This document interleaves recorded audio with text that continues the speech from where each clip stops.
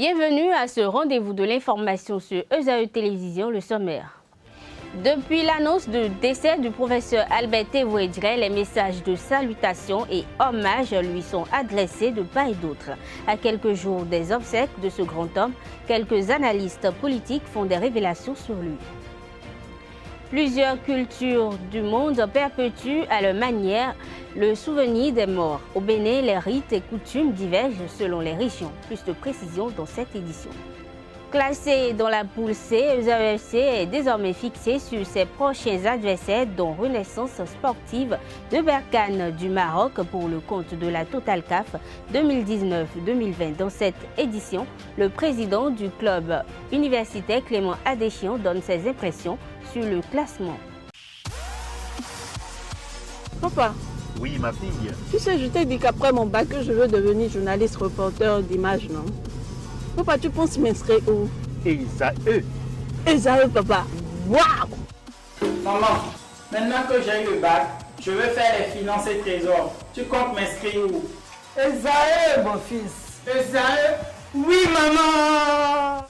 Papa, Oui. tu sais qu'après mon bac, je veux être diplomate, non? Et tu comptes m'inscrire dans quelle université? Mais ESAE, naturellement. ESAE? À ESAE, vous êtes bien formé dans les filières comme administration du travail et de la sécurité sociale, administration générale et territoriale, administration des impôts, gestion des marchés publics, planification et développement local, droit et sciences économiques et de gestion. ESAE, c'est aussi sa télé numérique ESAE TV et son journal L'Informateur. ESAE, c'est à Bédjromédé, 3e rue après le carrefour 16 ampoules allant à Jericho. Numéro de téléphone 98 98 14 00 96 80 55 11 90 93 65 21. ESAE, l'excellence a un nom.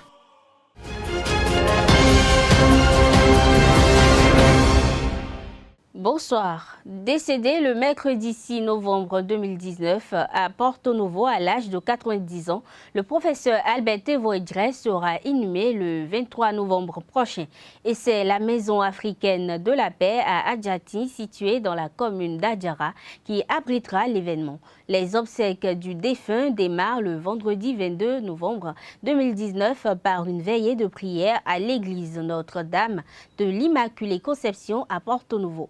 Mais en prélude aux obsèques, Agapite Napoléon Maforican et Constantin Amoussou, deux analystes politiques, ont révélé des confidences du renard de Dregbe. C'était le samedi 9 novembre dernier. Au cours de l'émission Info Hebdo, suivez un extrait de leurs propos.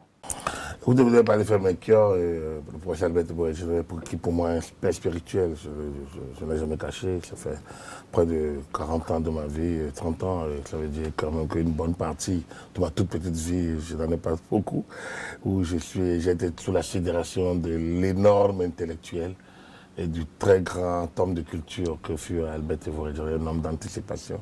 Pour moi, on ne peut pas démarrer cette émission sans lui faire rendre hommage. Après, pour moi, l'homme politique est resté pour moi anecdotique. Mais pour moi, l'intellectuel, le grand patriote, le grand citoyen, l'intellectuel en père, en homme, reste au-delà de tout. Et je salue sa mémoire, et salue tout ce qu'il a pu faire et l'héritage des pistes qu'il a défrichées, qu'il a touchées, qu'il a entamées et il reste à la génération future, celle que nous constituons et celle à venir, donc de poursuivre le chemin. Il a terminé son parcours ici-bas, que la paix le soit et que son âme connaisse cette paix.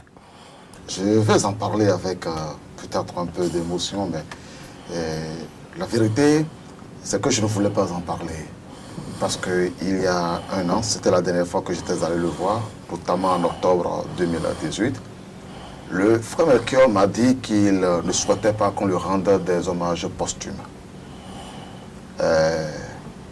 Il m'a dit, je suis ici à Adjati retranché, personne ne demande après moi, personne ne prend de mes nouvelles. Tous attendent que je meure pour venir me rendre des hommages. Et il m'a cité le nom de quelques personnalités, il m'a demandé si je les voyais. Puis il m'a dit,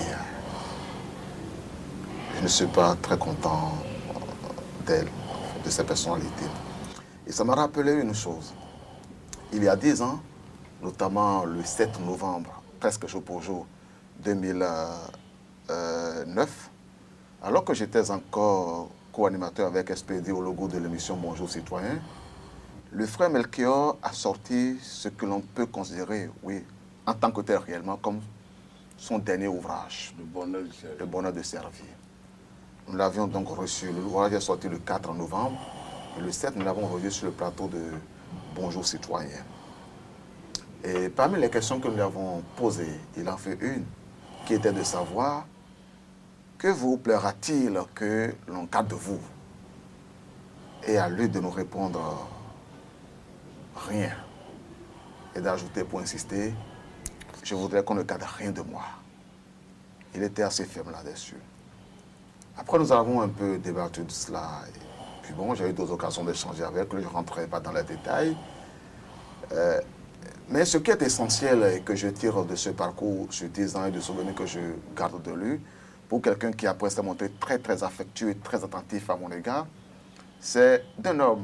L'idée de quelqu'un qui était très attaché à la nation, qui aimait son pays, qui le voulait voir bien gouverné, qui veut voir les générations qui s'élèvent travailler avec amour et patriotisme pour leur pays, qui veut voir le nom du Bénin grandir et qui veut sentir que l'héritage, que la Conférence nationale des forces de la nation, dont il a été l'un des symboles constitue, ne soit point calvaudé. Certaines familles au Bénin pratiquent le culte de la mort à l'endroit de leurs parents déjà décédés. Selon les régions et traditions, les défunts sont diversement représentés par des objets et adorés au Bénin, ce qui permet aux membres de leur lignée de les garder en mémoire. Chez les Fonds, on parle du Assin. Pour mieux comprendre de quoi il s'agit, je vous invite à suivre cet élément de Jacques Maouillon d'Almeida.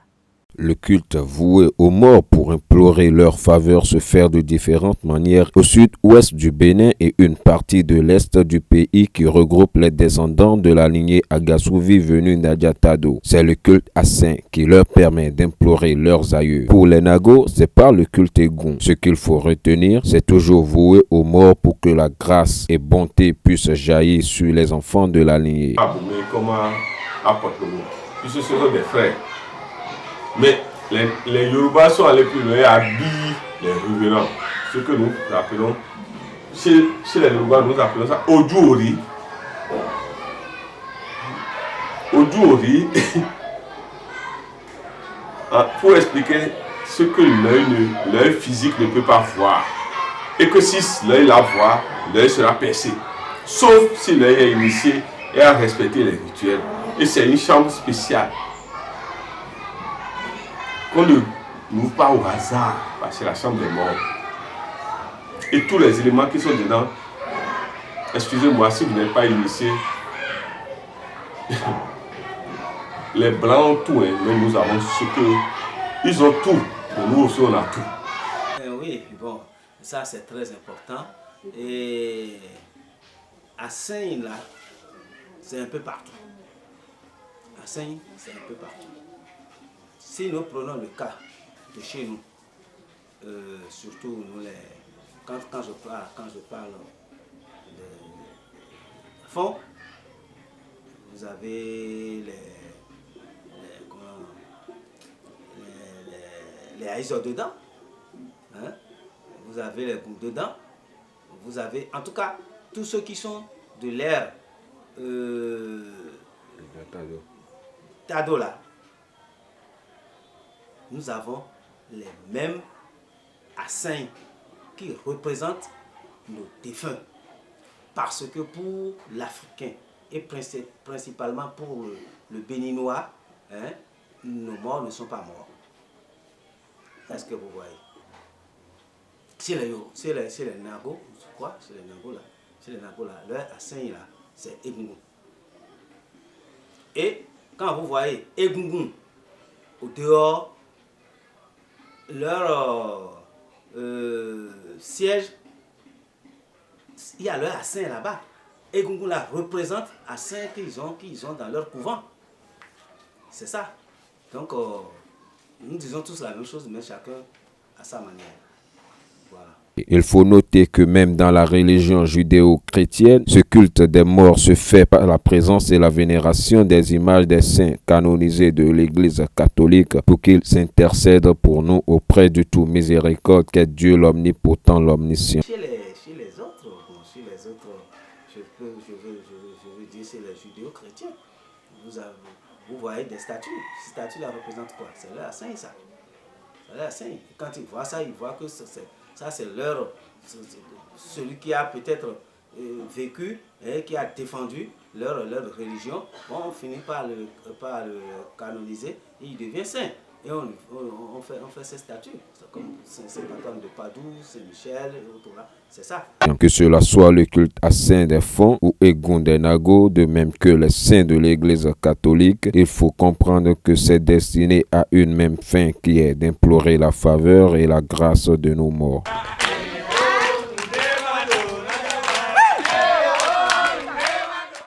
Le tronc Pétordeka est une divinité protectrice qui veille sur ses adeptes. Les noix de cola lui permettent de communiquer avec l'être suprême. Le prêtre phare Runongan Ayiwek Benyon nous en dit plus. Le tronc est une divinité protectrice qui te guide dans la vie pour ne pas transgresser, les lois de la nature. Est-ce que vous voyez? Donc, tronc avec la noix de cola qui nous permet de communiquer avec le Créateur à travers le tronc. Ça, quand tu pratiques ça, normalement, quelqu'un qui est très nerveux, quelqu'un qui a un comportement hors du commun, quand il pratique le tronc, lui-même, il va commencer par se retrouver. N'est-ce pas? Il va commencer par se retrouver. S'il est quelqu'un de très méchant, il va commencer par se corriger. Et surtout, le tronc ne fait pas du mal à quelqu'un.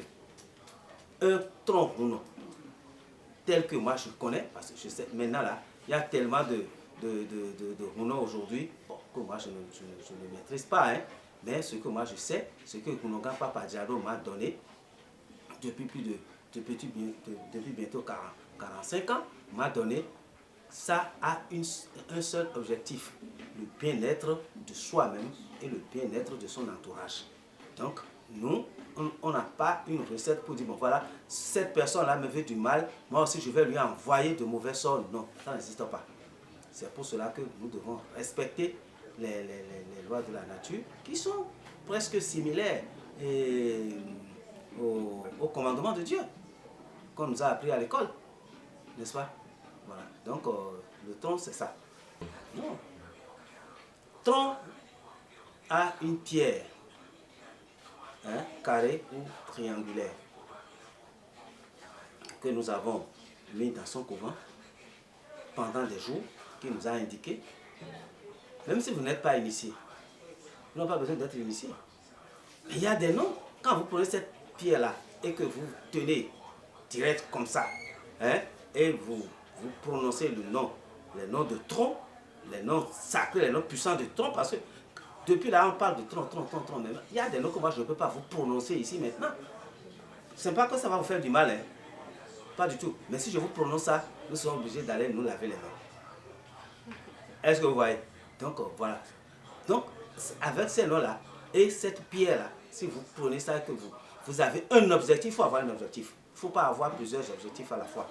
Il faut avoir un objectif précis. Vous dites, mais maintenant, au nom de tronc, avec les noms que je vous ai un peu épargnés, et vous dites, cette année, moi je vais obtenir cela par vous appeler le nom de tronc en question. Et puis maintenant, vous prononcez maintenant les noms des Runon, surtout Papa Diado. Moi, je m'appelle Runongan Saint Tito. Vous appelez mon nom Saint Tito. Ah, moi, je suis sûr que... Nous, on a fait ça en novembre. On a déjà eu beaucoup de témoignages à l'interne comme à l'externe. Donc, comme madame a dit, la parole est très puissante. Et pour que la parole soit puissante, il faut que nous-mêmes, dans notre propre intérieur, nous soyons sains. Tu ne peux pas être en train de demander quelque chose et puis toi-même tu cherches du mal à ton prochain, tu fais du mal à ton prochain, ce que la nature a refusé, toi tu fais ça et tu demandes à la nature maintenant d'exaucer tes vœux-là. Vous voyez bien que ce n'est pas correct. Vous trouvez ça dans la politique. Vous allez trouver ça au niveau des royaumes, hein, qui vont dire qu'ils sont des rois. Vous allez trouver, bon, on ne sait pas même, on ne sait même plus. Ça n'a plus, il y a 40 ans, hein, l'organisation qu'il y avait avec les anciens qui ont amené le trône au Bénin ici, là, ce n'est plus ça. Est-ce que vous voyez? Donc, moi, je demeure tel que Papa Diallo ce qu'il m'a enseigné. Et moi, je ne me plains pas. Pourquoi? Parce que je n'ai pas pris le trône pour devenir le plus puissant du monde. Je n'ai pas pris le trône pour devenir le plus riche du monde. Pour moi, le bien-être de ma petite famille, le bien-être de ceux qui ont, par mon intermédiaire, ont connu le trône, hein, leur bien-être, moi, c'est tout mon problème, ça. Ezaïe Football Club connaît depuis ce mardi en fin de matinée ses adversaires à la phase des groupes de la Coupe de la Confédération Total CAF 2019-2020. Logée dans la poule C, la formation universitaire va se mesurer à la finaliste de l'édition précédente, Renaissance sportive de Berkane du Maroc, Zanaco FC de la Zambie et les Congolais de Daring Club Motema Pembe. Le 1er décembre prochain, les poulains de Richabior vont se déplacer chez les Marocains pour le compte de la première journée des matchs de groupe. Suivons la réaction à chaud du président de Zaïre FC, Clément Adéouti Adéchion. Dès lors que vous franchissez déjà la phase de poule et que vous êtes parmi les 16 meilleurs de cette compétition-là, à cette époque, à ce moment précis, vous devez vous attendre à hériter d'un club ou des clubs qui sont soit au-dessus de vous ou qui ont le même niveau que vous. Avec l'inconvénient que nous sommes les nouveaux-nés de la compétition. Alors, donc, le chapeau a été parrainé dans le groupe C, par celui qui a été le finaliste l'année dernière contre Zamalek, je crois, SC Berkane. Donc, du coup, nous commençons la compétition le 1er décembre en nous déplaçant chez eux. Donc forcément, ça va être chaud. Mais ils ne nous connaissent pas. Et nous avons l'avantage de les connaître. Et ça fait du bien parce que nous connaissons ce qu'ils sont, mais ils ne savent pas ce que nous sommes. Donc du coup, mais on est en déplacement, c'est périlleux, mais les Sénégalais de Génération Foot ne savaient pas non plus que nous venions chez eux pour obtenir une victoire. Donc les Marocains non plus ne s'y entendront pas. Donc du coup, nous partons déjà avec cette quête-là que nous sommes libres dans l'esprit maintenant de développer notre jeu, de jouer ce que nous pouvons. Et le reste ne sera que bonus pour le peuple sportif béninois. Alors, après eux, nous recevons coup sur coup le 8 et le 29 décembre. 1er décembre, déplacement là-bas, chez les Marocains. 8 décembre, chez nous, ici, à Cotonou. Et le 29 décembre, encore à Cotonou. Donc, on joue coup sur coup, Poté Matembe, RDC, et puis Zanaco, Zambie, chez nous. Alors, donc, on a 2 réceptions, et puis après, repos, puis ça fait encore au 23 février. 16, 23 et puis 2 mars pour les 3 derniers matchs de 2020. Alors, ce que je peux dire, quand vous regardez les autres, quand vous prenez le groupe A, par exemple, vous avez les deux dinosaures égyptiens qui sont dans le même groupe. Ils vont se charcuter comme ce n'est pas possible. Et vous avez Enugu Rangers qui est là. Et vous avez le champion en titre de la Mauritanie, Mouadibou, qui est dans ce groupe. Donc, je suppose que c'est le plus petit sur papier. Et puis vous avez les Nigérians et les 2 Égyptiens. Ce groupe, par exemple, aurait été plus compliqué si on se mettait à la place de Nouadhibou, par exemple. Vous imaginez, ça aurait été plus catastrophique. Bon, il y a le groupe B. Je crois que le groupe où il y a les 2 Ouest-Africains, Oroya et les Maliens. Ce groupe, à l'intérieur, je crois qu'il y a Paradou. C'est le groupe de Paradou. Vous avez Paradou et puis vous avez les Libyens. Et puis, il y a les deux Ouest-Africains. Donc, quand vous voyez, c'est un peu équilibré. Comme je dis, quand vous atteignez ce niveau de la compétition, il n'y a rien qui soit facilement jouable ou manageable. Tout ce que vous avez, vous devez prendre ça comme sportivement, comme du bonus, et vous prenez du plaisir à développer votre jeu, à jouer, à aller découvrir d'autres footballs et à offrir du bonheur au peuple sportif béninois chaque fois que nous avons les matchs à domicile. Et il y aura 3 grands matchs à domicile, c'est le plus important. 3 grands matchs comme on n'a plus jamais eu en compétition africaine. On n'a plus jamais joué avec la RDC au Bénin. On aura RDC, Poté Matembe, c'est un grand de la RDC. On aura ça au Bénin. Zanako, c'est les vieux de la vieille de la compétition. Ils sont tout le temps en train de jouer la compétition. On les aura au Bénin. On a l'habitude de la Zambie en équipe nationale, mais on aura la Zambie en club au Bénin. Et puis on a les Marocains. Je me souviens de l'épopée de Mogas Kadri et autres là, qui allaient au Maroc et tout ça, où ça se passait toujours souvent très mal. Et de l'autre fessée, on va essayer de voir si on peut renverser la tendance. Il faut souligner que le directeur sportif de ZAE Football Club, Quentin Didavi, a assisté à la cérémonie du tirage au sort au siège de la CAF. Le reporter sportif Akime Houssen analyse pour sa part les chances de ZAE FC dans ce groupe C. La première analyse ou la première lecture qu'on peut faire, c'est d'abord de faire constater que après la qualification pour la phase de poule des ZAE Football Club, c'était une évidence que, on tirera dans le lot des 15 autres, puisque désormais, dans 16 clubs africains les plus huppés au niveau de cette marche de la compétition, il y a ZAE. Donc, ZAE n'avait pas hérité, je dirais, d'un adversaire, mettons quoi, de petit calibre ou pas. Non, c'est pas ça le sujet. Le sujet, c'est désormais de faire constater que ZAE a la possibilité de performer et de dignement représenter le Bénin. Quand on a joué Salitas au second tour de la Coupe de la Confédération, quand on a joué Génération Foot à l'occasion du tour de cadrage, ce sont 2 clubs écoles qui font parler d'elles, qui font parler d'eux pour dire les choses de façon plus claire. Et donc, quand on a passé ces différentes étapes, il y a qu'on ne pouvait pas espérer avoir un adversaire, je dirais, mettons quoi, un adversaire petit comme on a souvent l'habitude de l'espérer. Pour les autres, c'est plutôt ZAE qui fait peur, parce que personne n'attendait ZAE à cette étape de la compétition. Et donc, quand vous citez Renaissance sportive de Berkane, d'accord, finaliste de l'édition dernière, mais on n'est pas finaliste en termes de palmarès. On est vainqueur d'une compétition. Et c'est peut-être la surprise de ce tour. Nous aurons donc, en termes, je dirais, d'adversaires, ces nations, ces clubs que vous avez cités, mais en même temps, avec l'arrière-goût de ce qui est bien, on est désormais à cette étape avec pour ambition première, je dirais, la plus-value. Le bonus continuera à chaque étape de cette compétition-là. Et donc, quand c'est comme ça, vous avez donc un club qui ne joue avec aucune pression aucune, ça c'est une évidence.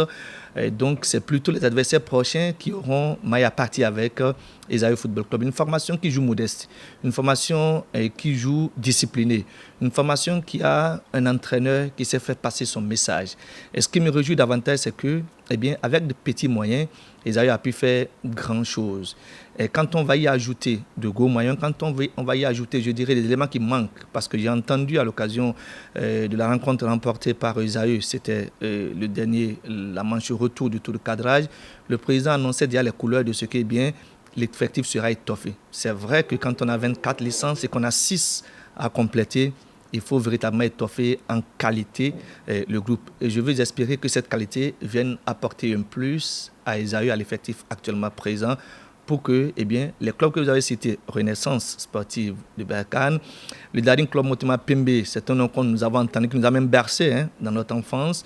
Zanako de la Zambie, ce n'est pas nouveau, c'est un gros nom des coupes africaines. Donc, ces différents clubs auront certainement à mieux se préparer et à savoir que quand on a un adversaire qui s'appelle ZAE Football Club, il faut savoir se relever tôt. Et pendant qu'il se lève tôt, c'est que ZAE joue sans pression aucune, va dérouler. Et je veux espérer que la marche vers la performance puisse se poursuivre. Et ça, pour en arriver là, il va falloir, là j'aborde notre point du sujet, sans même en avoir eu la question, c'est comment est-ce que ça va se préparer, comment est-ce qu'ils vont travailler, qu'est-ce qui va être mis, je dirais, bout à bout afin que on puisse être bien représenté à cette étape de la compétition. C'est de ça qu'il va s'agir maintenant. Sinon, en gros, je ne vous dirai pas que c'est un groupe difficile. Non, il n'est pas difficile. Quel que soit le groupe, il ne sera pas difficile pour ZAE parce que ZAE a déjà donné le ton de ce que quel que soit l'adversaire, il joue sur l'adversaire qui est en face et comptant, je dirais, sur la sagacité et la discipline des joueurs, je crois que,